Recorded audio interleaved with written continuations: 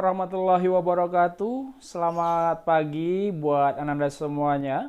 Kembali lagi berjumpa dalam materi sosiologi. Dan minggu kemarin kita sudah membahas tentang hakikat sosiologi, kemudian ada kegunaan sosiologi, serta peran sosiologi.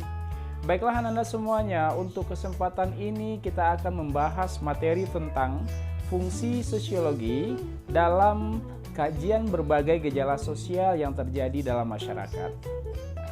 Baiklah, untuk berikut bisa kamu perhatikan beberapa kasus dan fenomena yang terjadi dalam masyarakat. Baiklah Ananda semuanya, mungkin yang menjadi pertanyaan pada kesempatan ini adalah terlebih dahulu kita akan membicarakan apa itu gejala sosial, ya. Banyak gejala sosial yang terjadi dalam lingkungan masyarakat, seperti yang Anda lihat berikut ini.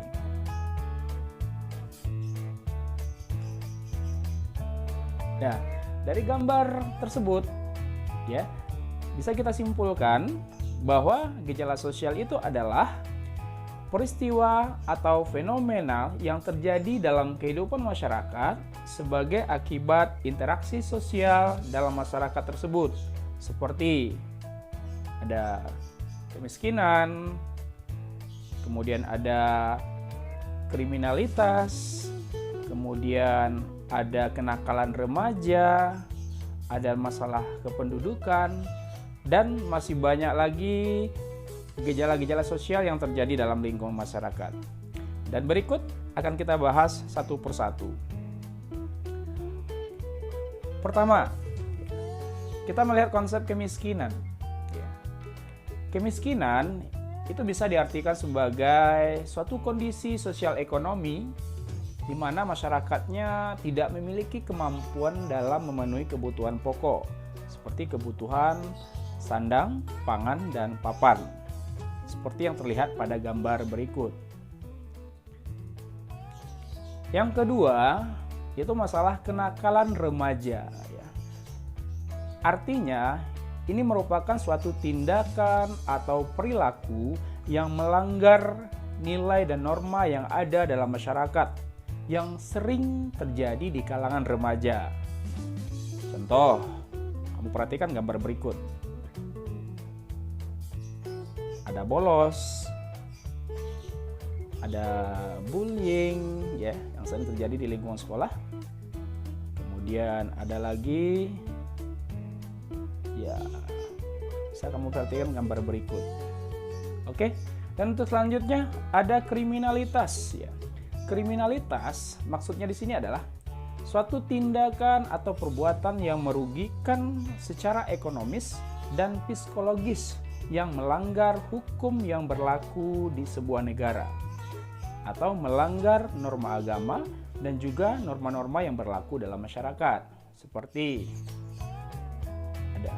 bisa kamu lihat, ya, ada pembunuhan, penganiayaan, pemerkosaan, dan masih banyak juga tindakan-tindakan kriminalitas yang lainnya. Berikutnya, demoralisasi. Ya. Demoralisasi di sini maksudnya adalah merosotnya moral.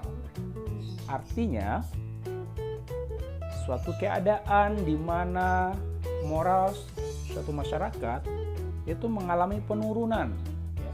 Seperti kasus-kasus yang kita lihat, kekerasan dalam rumah tangga, pelecehan terhadap anak ataupun terhadap kaum perempuan, dan masih banyak kasus-kasus yang lain.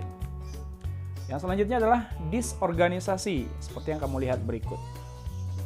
Ini adalah contoh-contoh dari disorganisasi, yaitu di mana terjadi kegagalan pada sebuah keluarga dalam menjalankan hak dan kewajibannya, dalam menjalankan perannya, sehingga membuat keluarga itu tidak harmonis, ya. Seperti adanya KDRT, ya, ada yang broken home, perceraian, sehingga membuat anak berperilaku menyimpang. Dan terakhir, masalah kependudukan. Kependudukan artinya di sini melihat bahwa satu negara itu mengalami pertumbuhan, Ada pertumbuhan penduduk, kemudian ada pertumbuhan apalagi tingkat kelahiran, masalah pendidikan, masalah pendapatan, kemudian masalah kesehatan, fasilitas dan segala macam. Itulah beberapa fungsi sosiologi dalam mengkaji berbagai gejala sosial yang terjadi dalam masyarakat.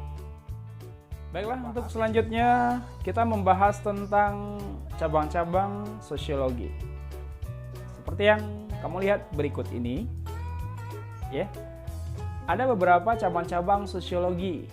Yang pertama seperti ada sosiologi keluarga, ada sosiologi ekonomi, sosiologi politik, sosiologi hukum, sosiologi kesehatan, sosiologi agama, dan masih banyak lagi cabang-cabang dari ilmu sosiologi ini.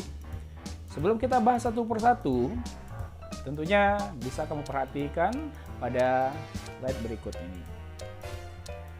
Pertama, sosiologi keluarga. Artinya di sini membahas tentang interaksi yang terjadi dalam keluarga atau mengkaji tentang gejala-gejala sosial yang terjadi dalam lingkungan keluarga. Seperti mungkin masalah perceraian, masalah hubungan dalam sebuah keluarga, baik itu antara orang tua dengan anak maupun dengan kerabatnya.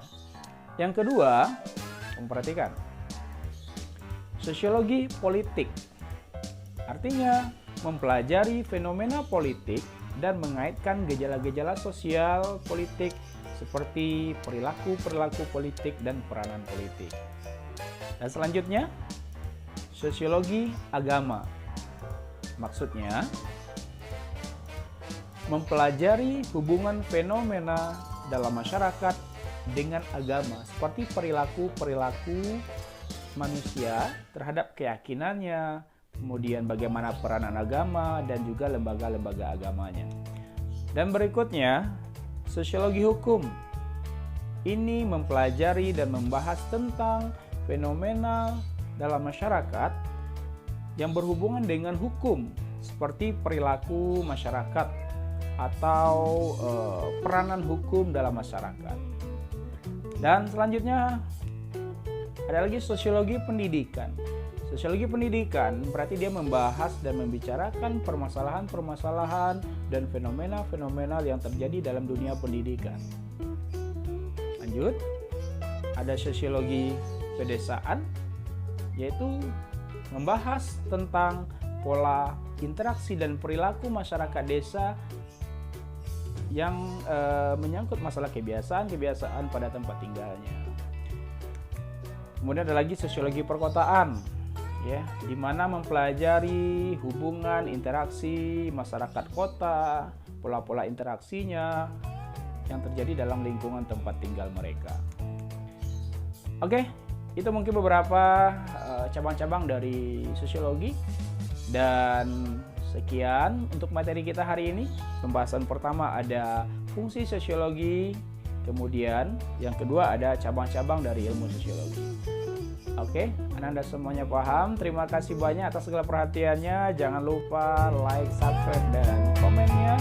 Dan tunggu materi berikutnya. Dan minggu depan kita lanjutkan lagi dengan materi-materi sosiologi yang berbeda. Terima kasih.